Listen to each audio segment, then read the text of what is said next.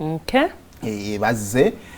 ndowooza ne kijjawo omugambo ogubadde gutokomoka gukuta ku kyalo kuno ogubadde gusaasaanye nga guddugaza compound z'oku kyalo kuno nti baayawukana banayi baanamwe mwasama. Ate anatandika ekibuuzo eyo ne kikulukuta paka ne kitusanga naffe omuntu akwogerera nti wayawukana n'omuntu gw'oli naye n'otandika okulowooza bannamukyawa. Noyago yagali nyanyonyo gendo obereko n'omuntu wo obayage bannange wuuno tuli ffenna naye nga bazze okubanga ate bakubagiza papa ekiro ekyo nakolesa okompe basebunya bannaye ensi ebalabeko. Tetuli mu nnaku tuli ku celebrating obulamu oba mukadde emyaka 69 abasinga tukisabirira mbo nga tutuseeko awo inshaallah. Era baza mwebale kujja mwebale kubeerawo era tusaba Mukama mwenna abatambuze bulungi mumuddayo. Nze nazze n'omwana wange omulungi mwami Sebanya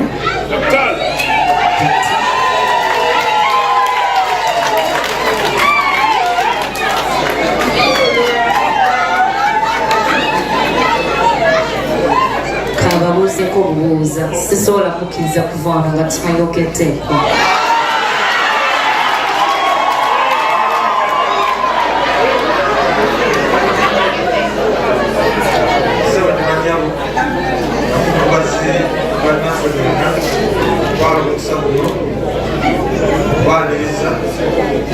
Ate nebebaza okwewaayo okujja okubeera nga tukuŋŋaanira wamu nga tukubagiza ate era nga tuserebuletinga obulamu bwa mukadde waffe maama waffe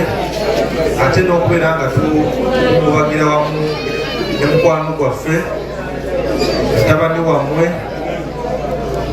mwannyinaffe mwannyinammwe omusiime Mesach Semakulasa.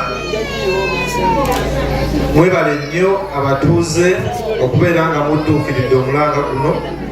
ne mujja mu mbeera eno ate n'entwala n'omukisa guno okwebaza mikwano gya Mesach Semakula baselebrities ab'enjawulo abantu abamatalenga mwebale nnyo abantu bebalabirako mu bintu eby'enjawulo kino kyemukoze nsaba buli omu Mukama Katonda abasasulemu ebirungi byereere era ffe nga Basebunya olwawulidde omulanga guno twabadde tetuyinza kusigalayo kubanze wano eno ndi mu biti bya njawulo okusookera ddala nti omwami Mesach Semakula ze mukoddomi wange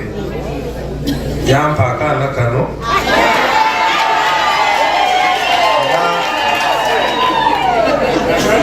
nsongera sikakutte buli ate era